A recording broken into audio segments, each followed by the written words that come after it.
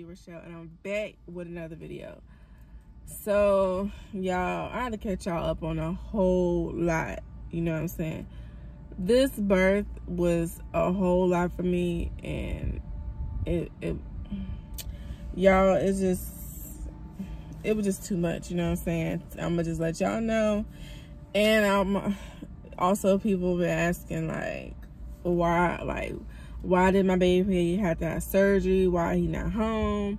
So I'm be explaining all of that to y'all in this video. I'm gonna try my best to not cry and try to get this out, to explain what's going on, you know what I'm saying? But if you're new to the channel, thank you for subscribing, being part of the family. Thank you for joining us. And if you already been subscribed, how y'all been doing, y'all? What's up? As always, don't forget to like, comment, subscribe to the channel, all of that good stuff, so we can grow. So y'all, I'm gonna just get on into it. So I know the last thing y'all seen is, you know, them starting the process. The thing that made me so mad about it just made me mad. Like, the whole situation it just wasn't right. It just didn't seem right for me, you know what I'm saying? So after that, they started the Pitocin, as y'all see. They started the Pitocin. They did the balloon. So after the balloon, I was 4 centimeters. Like, it was like I was stuck on 4 centimeters, you know what I'm saying? So then they started Pitocin, and then I went to 6 centimeters. It was like I was just stuck. So the whole, y'all, it was 43 hours of me in labor, and it was just too much, you know what I'm saying? But 43 hours, y'all, like, come on. It was a whole lot. So after that, they wanted to break my water, but they didn't want it to, like, because I already had excess amniotic fluid, so they didn't want to break it and have it just gushing out so fast that the cord would come out before him. So if the cord would have came out, they would have made me do the emergency C-section. So they just they broke my water by, they did like a little pinhole basically, and they started like it was just draining. It was draining and it was draining like that for a long time. So they drained the fluid was out, and then like my son, his heart rate and stuff started to change and stuff, so they had to give me more fluid in the IV just to keep his stuff up, you know what I'm saying? So I was like, I just didn't understand it, of like why was they doing that? If it was like a risk issue, like why was you doing that, you know? So my fluid was just draining and draining and draining and draining and draining. So then they had checked me, and I was still stuck at 16 minutes after they broke my water, and it was hours went by.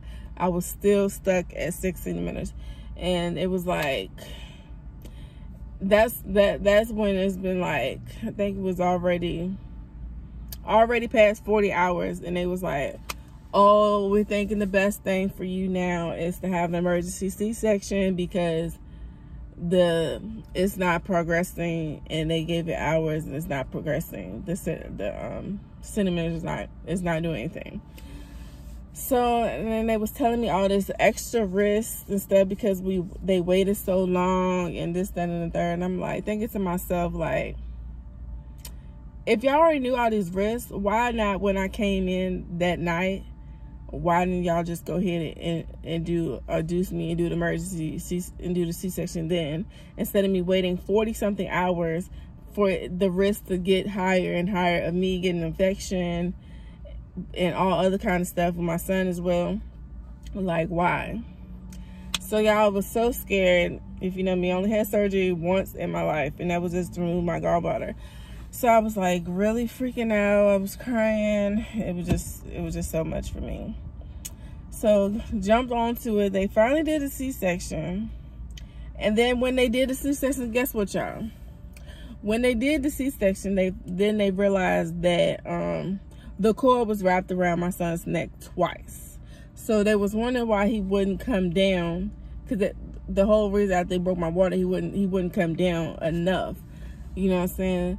So that was the reason, because the cord was wrapped around his neck twice. So my thing is, why y'all ain't see that in the ultrasound and stuff like that? Like, why y'all couldn't see that? I just didn't understand that. So we had the C-section and all of that. You know what I'm saying? Everything was right. I'm still healing up. It's been almost 2 weeks now. I'm still healing. I'm not even supposed to be driving, but my mama, I had to take her to the cancer doctor. I didn't want her to miss her appointment. She had no other transportation. So I was like, I need to take my mama to her doctor's appointment. So that's the reason why I'm driving, if y'all want to know. So after that, y'all, when I got the C-section, they had to do the epidural and stuff. When the dude did the epidural, like, it was like, I thought I burst out in tears. I couldn't take the pain. It was crazy. And then after my C-section and stuff, they gave me like a whole day. Excuse me. They gave me like a whole day in the bed and stuff. And it was like, the next day I got up, it's like, as soon as I got up, it was pressure on my head. Like, I felt like somebody was sitting on top of my damn head, just mushing me down.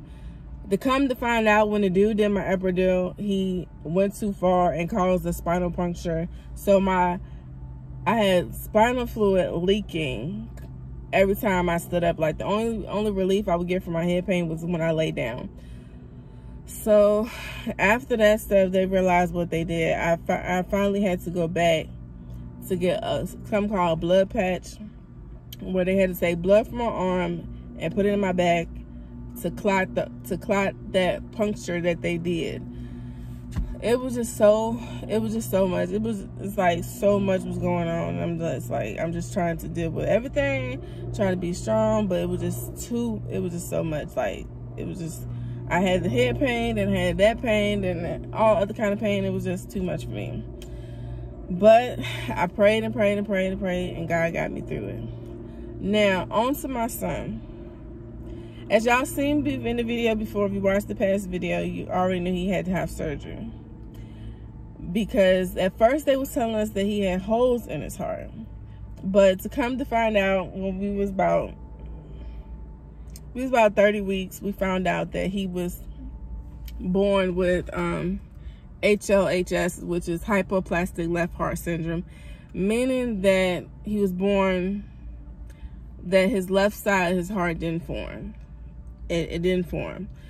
So, y'all, that is devastating, because he has to have 3 surgeries. He just made it through his first surgery last Thursday.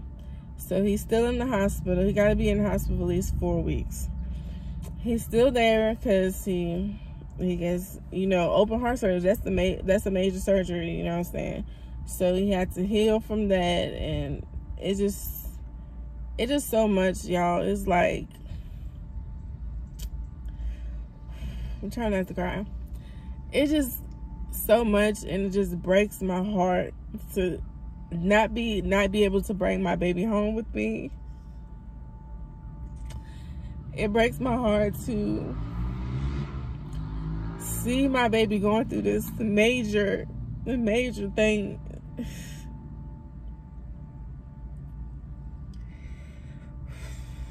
Y'all, just give me a second. It's just hard to deal with.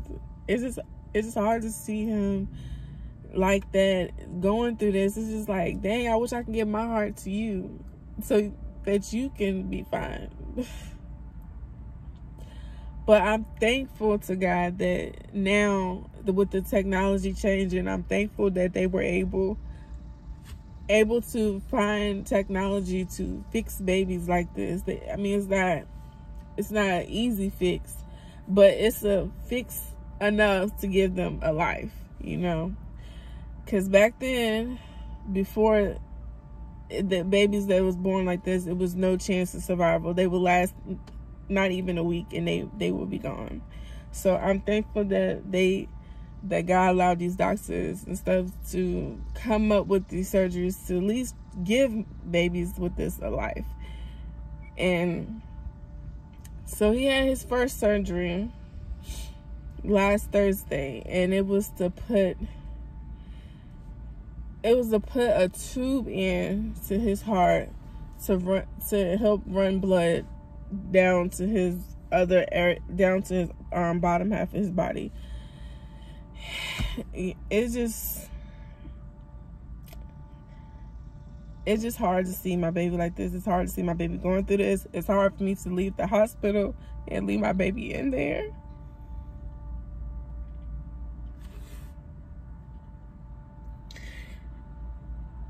Like, this is the worst thing that I ever have been through in my life. And trying to be strong, it's just so hard to do that.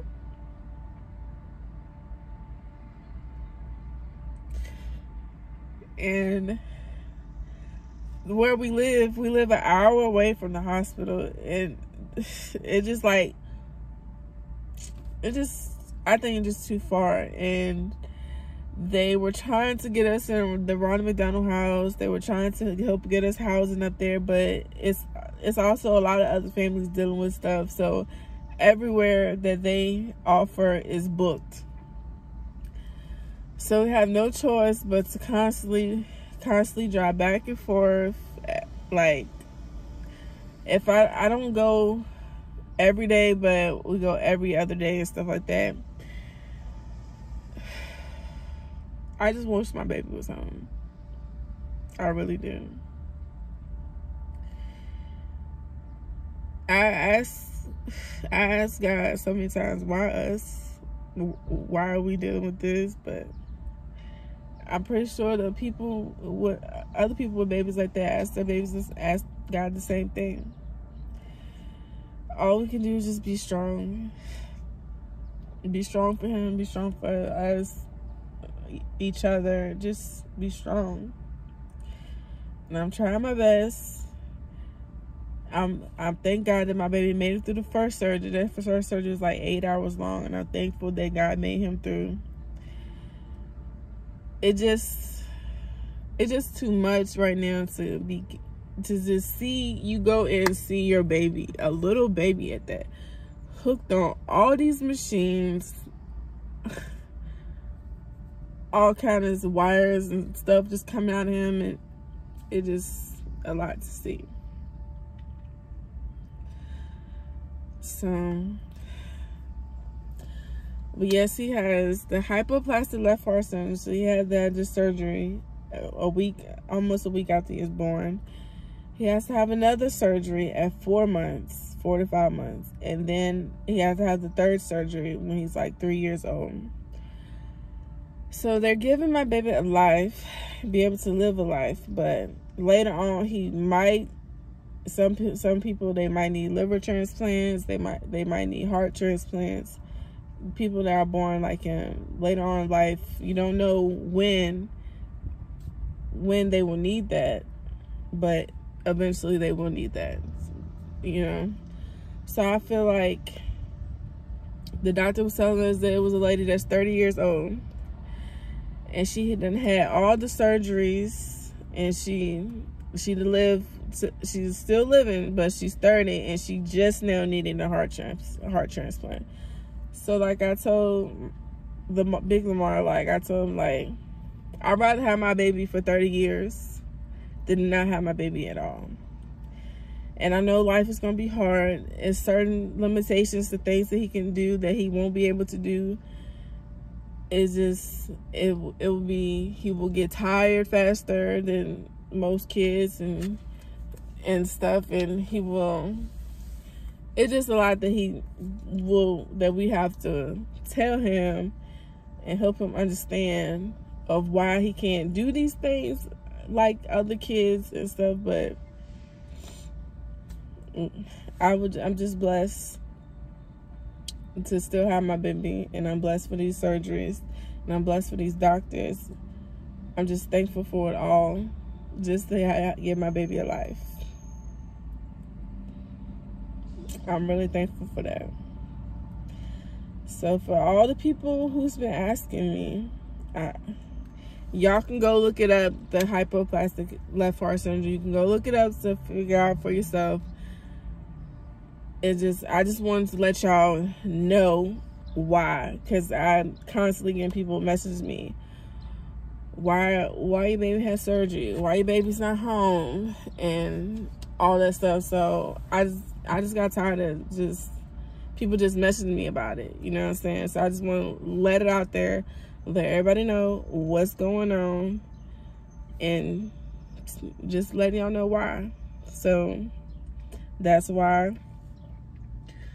So I would just ask that y'all continue to pray for us, continue to pray for him, continue just to pray for our strength, everything. Just continue to pray for us, that God will continue to get us through this. It's been rough, but we made it through the first hurdle, the first surgery. We just gotta keep the faith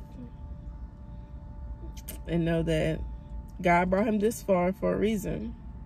Everything happens in life for a reason. And God brought him this far, and I believe God will bring him the rest of the way. So, y'all, I'm gonna end this video. And I don't know what else to say. Don't forget to like, comment, subscribe to the channel, and y'all have a blessed and lovely day. Peace.